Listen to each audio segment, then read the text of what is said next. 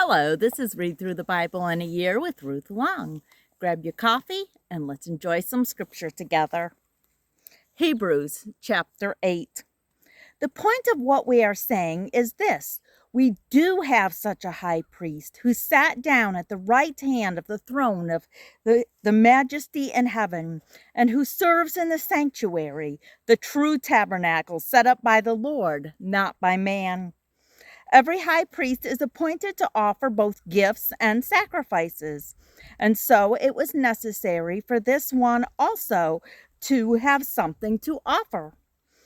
If he were on earth, he would not be a priest, for there are already men who offer the gifts prescribed by the law. They serve at a sanctuary that is a copy and shadow of what is in heaven. This is why Moses was warned when he was about to build the tabernacle. See to it that you make everything according to the pattern shown you on the mountain. But the ministry Jesus has received is as superior to theirs as the covenant of which he is mediator is superior to the old one, and it is founded on better promises. For if there had been nothing wrong with that first covenant, no place would have been sought for another. But God found fault with the people and said, "The time is coming, declares the Lord, when I will make a new covenant with the house of Israel and with the house of Judah. It will not be like the covenant I made with their forefathers when I took them by the hand to lead them out of Egypt, because they did not remain faithful to my covenant, and I turned away from them, declares the Lord. This is the covenant I will make with the house of Israel after that time, declares the Lord. I will put my laws in their minds and write them on their hearts. I will be their God, and they will be my people. No longer will a man teach his neighbor or a man his brother, saying, 'Know the Lord,' because they will all know me, from the least of them to the greatest, for I will forgive their wickedness and will remember their sins no more." By calling this covenant new, he has made the first one obsolete, and what is obsolete and aging will soon disappear.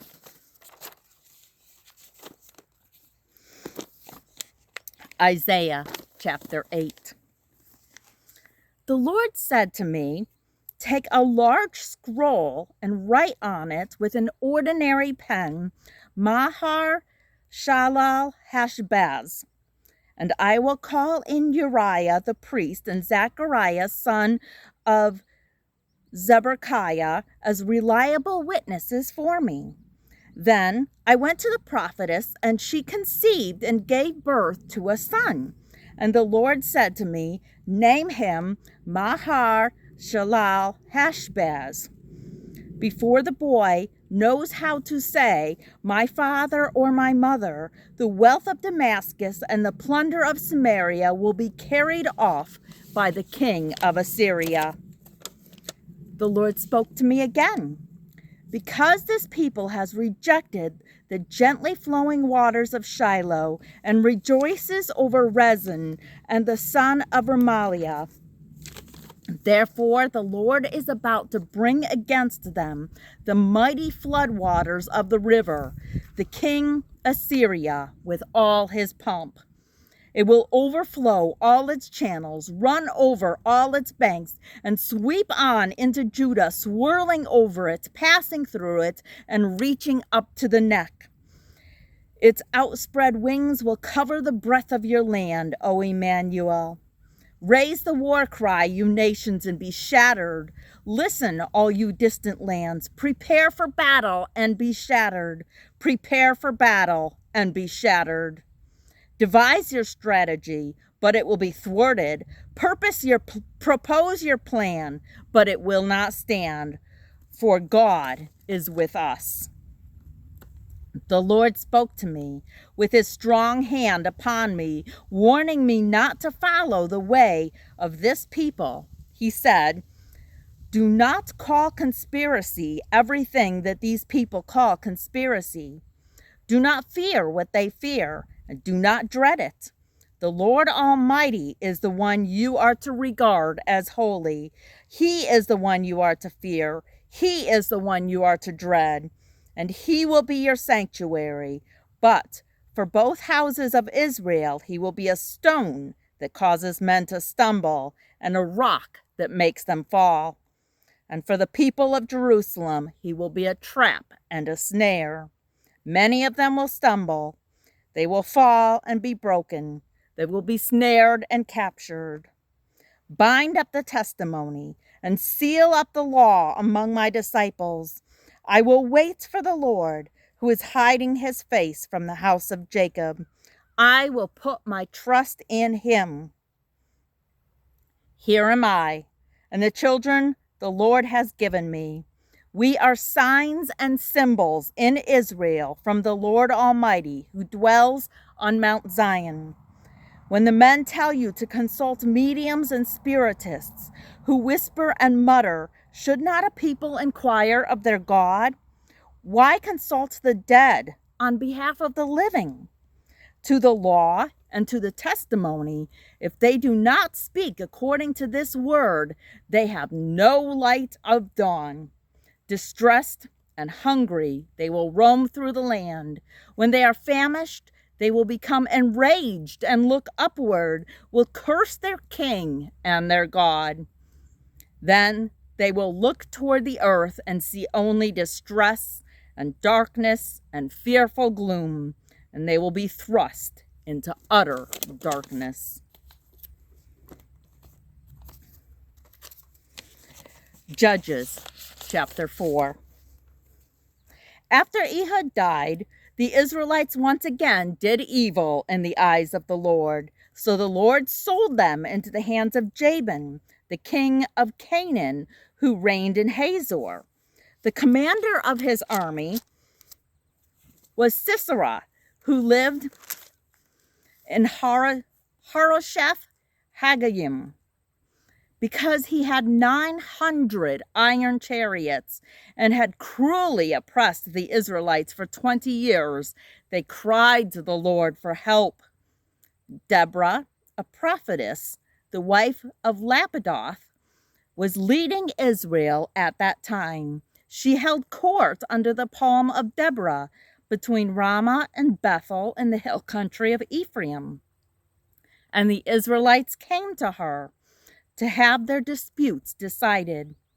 She sent for Barak, son of Abinoam, from Kadesh in Naphtali, and said to him, "The Lord, the God of Israel, commands you, go, take with you 10,000 men of Naphtali and Zebulun, and lead the way to Mount Tabor. I will lure Sisera, the commander of Jabin's army, with his chariots and his troops to the Kishon River, and give him into your hands." Barak said to her, "If you go with me, I will go. But if you don't go with me, I won't go." "Very well," Deborah said, "I will go with you. But because of the way you are going about this, the honor will not be yours. For the Lord will hand Sisera over to a woman." So Deborah went with Barak to Kadesh, where he summoned Zebulun and Naphtali. 10,000 men followed him, and Deborah also went with him. Now Hadar the Kenite had left the other Kenites, the descendants of Hobab, Moses' brother-in-law, and pitched his tent by the great tree of Zaanannim near Kadesh.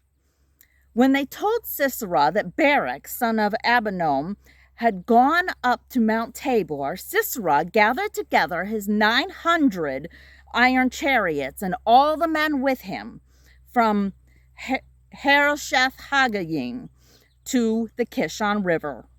Then Deborah said to Barak, "Go. This is the day the Lord has given Sisera into your hands. Has not the Lord gone ahead of you?" So Barak went down Mount Tabor, followed by 10,000 men. As Barak's advance, the Lord routed Sisera and all his chariots and army by the sword, and Sisera abandoned his chariots and fled on foot. But Barak pursued the chariots and army as far as Harosheth Hagoyim. All the troops of Sisera fell by the sword. Not a man was left. Sisera, however, fled on foot to the tent of Jael, the wife of Heber the Canaanite, because there were friendly relations between Jabin, king of Hazor, and the clan of Heber the Canaanite. Jael went out to meet Sisera and said to him, "Come, my lord, come right in. Don't be afraid." So he entered her tent, and she put a covering over him. "I'm thirsty," he said. "Please give me some water." She opened a skin of milk, gave him a drink, and covered him up. "Stand in the doorway of the tent," he told her. "If someone comes by and asks you, 'Is anyone here?' say no." But Jael, Heber's wife, picked up a tent peg and a hammer and went quietly to him while he lay fast asleep, exhausted, and drove the peg through his temple into the ground, and he died. Barak came by in pursuit of Sisera, and Jael went out to meet him. "Come," she said, "I will show you the man you're looking for." So he went in with her, and there lay Sisera with a tent peg through his temple, dead. On that day, God subdued Jabin, the Canaanite king, before the Israelites, and the hand of the Israelites grew stronger and stronger against Jabin, the Canaanite king, until they destroyed him. Thank you for listening. Have a blessed day.